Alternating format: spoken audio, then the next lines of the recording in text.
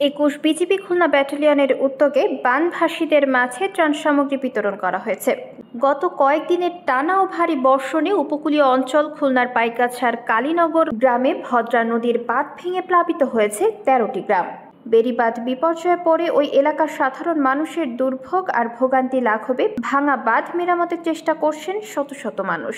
চরম এই বিপর্যয়ের সময় বিজেপির পক্ষ থেকে বাড়িঘর ভেসে যাওয়া বানভাসী মানুষের মাঝে ত্রাণ বিতরণ করা হয়।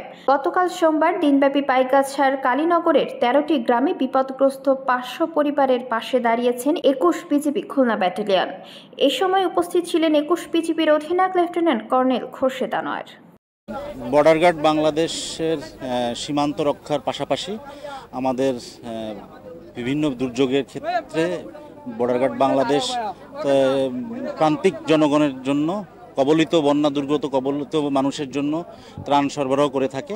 তারই ধারাবাহিকতায় এই জায়গাটায় আমাদের বাঁধ ভেঙে এবং কবলিত হয়েছে। বন্যার পানি, বিশেষ করে জোয়ারের পানিটা ঢুকে এই গ্রামের পর গ্রাম তলিয়ে গেছে এবং এই এলাকায় প্রান্তিক মানুষ পর্যন্ত পৌঁছানো আমরা বিভিন্নভাবে নৌকার মারফত এবং তাদেরকে বিভিন্ন স্থানীয় গণ্যমান্য ব্যক্তিদের সহায়তায় তালিকা তৈরি করতো আমরা বিভিন্নভাবে এদেরকে সহায়তা করছি। পাশাপাশি এই এলাকাটি জলে পরিপূর্ণ হওয়ার কারণে যে অসুবিধার সম্মুখীন হচ্ছে বর্তমানে, সেটি হলো যোগাযোগ যে ব্যবস্থাটা এবং তাদের যে ফসলি জমি, সেটি যে ব্যাপক ক্ষতি হয়েছে।